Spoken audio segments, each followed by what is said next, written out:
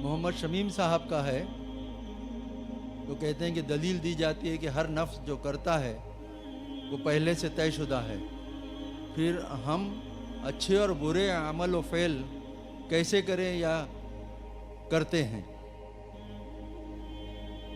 یہ بڑا پیچیدہ مسئلہ ہے قدر کا۔ تقدیر کا جو تصور ہمارے ذہنوں میں ہے وہ صحیح نہیں ہے۔ قدر کہتے ہیں اندازے کو، ایویلویٹ کرنا، کسی چیز کی قدر و قیمت کا اندازہ کرنا۔ اللہ نے ہر جاندار کے لیے ایک اندازہ مقرر کر دیا۔ مثلا چھوٹی سی چڑیا ہے اور وہ ہوا میں اڑتی پھر رہی ہے، انسان ہوا میں نہیں اڑ سکتا۔ مشین بنا کر ہوائی جہاز میں اڑ جائے، خود تو نہیں اڑ سکتا۔ تو یہ ہر نوع کی ایک تقدیر ہے۔ اسی طریقے سے ہر انسان کی بھی کچھ لیمیٹیشنز ہیں۔ ہر انسان کو دو چیزیں ملتی ہیں جس میں اس کا کوئی دخل نہیں۔ اسے والدین کی طرف سے جینز مل رہے ہیں، اس کے اثرات اس کی شخصیت پر ہوں گے۔ پھر جس ماحول میں اسے پیدا کیا گیا ہے اس ماحول کے اثرات ہوں گے۔ ان دونوں سے مل کر شاکلہ بنتا ہے۔ قرآن مجید نے شاکلہ کہا ہے۔ شاکلہ کہتے ہیں پیٹرن کو۔ آپ نے لوہے سے کوئی چیز ڈھالنی ہے تو پہلے لکڑی کا پاٹن بناتے ہیں، ہمارے مصری لوگ پاٹن کہتے ہیں اس کو۔ اسے آپ پیٹرن سمجھیے، تاکہ اس میں آپ نے لوہا پگھلا کر ڈالا تو اسی کے مطابق ڈھل گیا۔ تو ہر انسان کا ایک پیٹرن ہے جو اس کے جینز سے اور اس کے انوائرمنٹ سے بنا ہے، اور ہر انسان کا محاسبہ اسی اعتبار سے ہوگا۔ اگر کسی کے شاکلہ میں 100% نیکی کا اللہ تعالی نے صلاحیت رکھی تھی اور اس نے 40% کی ہے، وہ مارا گیا۔ جس کے اندر رکھی ہی 50% تھی، اس نے 40% کر لیا، کامیاب ہو جائے گا۔ لا یکلف اللہ نفسا الا وسعها۔ Every individual will be judged according to what was given to him by Allah subhanahu wa ta'ala۔ لیکن تقدیر کا مطلب یہ نہیں ہے that we are bound to do something. No. There is no predestination. It's only pre-knowledge. اللہ نے مجھے اختیار دیا، چاہے یہ کرو چاہے وہ کرو، اما شاکرا و اما کفورا، فمن شاء فلیؤمن ومن شاء فلیکفر۔ جو چاہے ایمان لائے، جو چاہے کفر کا اختیار کر لے۔ لیکن اللہ کو معلوم ہے کہ تم کیا کرو گے۔ یہ پری نالج ہے اللہ کا، پری ڈیسٹینیشن نہیں۔ اللہ نے مجبور نہیں کیا ہے۔ ہاں، وہ لمیٹیشن جو آپ کی شخصیت کے اندر ہے وہ اپنی جگہ ہے، لیکن نیکی اور بدی، خیر اور شر، حق و باطل کا چوائس آپ کو دیا ہے، اما شاکرم و اما کفورا، اور فمن شاء فلیؤمن ومن شاء فلیکفر۔ This free will is with you and you will be adjudged on the basis of this free will۔ البتہ کتنی نیکی تم کر سکتے تھے اتنی کر لی، کامیاب، چاہے وہ مقدار میں کم ہو۔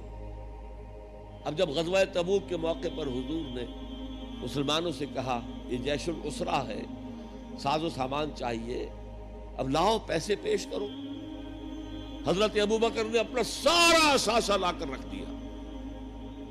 پوچھا اپنے بال بچوں کے لیے کچھ چھوڑ کر آئے ہو؟ کہ کچھ نہیں چھوڑا۔ صدیق کے لیے ہے خدا کا رسول، بس اللہ کا نام چھوڑ کر آیا۔ اب حضرت عثمان نے بہت دولت دی اس وقت۔ ایک غریب انصاری، اس نے ساری رات ایک یہودی کے باغ میں وہ کنویں سے پانی کھینچ کر باغ کو سیراب کیا۔ صبح کو اسے کچھ کھجوریں مل گئی اجرت کے طور پر۔ اس نے آدھی لا کر اپنے بال بچوں کو دے دی، گھر کا نفقہ، نان نفقہ شام تک کے لیے، آدھی حضور کے سامنے لا کر رکھ دی۔ جو منافقین موجود تھے انہوں نے تمسخر اڑایا، ہاں جی ہاں، بغیر ان کھجوروں کے تو یہ لشکر جا ہی نہیں سکتا، یہ تو بڑا، یہ تو بہت۔ حضور نے کیا کہا؟ ان کھجوروں کو اس پورے ڈھیر کے اوپر پھیلا دو، اللہ کی نگاہ میں یہ اس پورے ڈھیر سے زیادہ بھاری ہے۔ آپ جو کچھ کر سکتے ہیں کیجئے، اللہ تعالیٰ کی لاٹھی اندھے کی لاٹھی نہیں ہے جو برابر چلے سب پر، بلکہ ایوری انڈیویجول اس کے علیحدہ علیحدہ حساب ہوگا۔ اللہ کا کمپیوٹر بہت بڑا ہے، بہت بڑا ہے، بہت بڑا ہے، وہ ہر ایک کی قدر و قیمت کا تعین کر لے گا۔ اگلا سوال، آپ نے کہا تھا جس نے قرآن کو جھٹلایا وہ عنقریب خسارے میں ہے، تو قرآن اور حدیث کی کتابیں ہونے کے باوجود بھی ہمارے علماء مسجدوں میں، گھروں میں اور درسوں میں قرآن کی باتیں چھوڑ کر بزرگوں اور اماموں کی کتابیں کثرت سے پڑھتے اور پڑھاتے ہیں۔ کیا ہمارے علماء یہ نہیں جانتے کہ قرآن ہی بخشش کا ذریعہ ہے اور قرآن میں ہی سب فضائل اور مسائل ہیں؟ پھر وہ ایسا کیوں کرتے ہیں؟ تسلی بخش جواب دیں۔ میرے پاس یہ اختیار تو نہیں ہے کہ آپ کی لازماً تسلی کرا دوں، البتہ میں عرض کرتا ہوں، علماء کرام کو برا بھلا کہنے کی بجائے اپنے گریبانوں میں جھانکیے۔ آپ خود کیوں نہیں پڑھتے دین کو؟ آپ نے ڈاکٹری پڑھی، آپ نے انجینئرنگ پڑھی، آپ نے MBA کیا، آپ نے کمپیوٹر سائنس کے اندر MSc کیا، آپ کیوں نہیں پڑھتے؟ آپ نے یہ مولوی پروفیشن کریٹ کیوں کیا ہے؟ اسلام میں کوئی مولوی پروفیشن نہیں ہے۔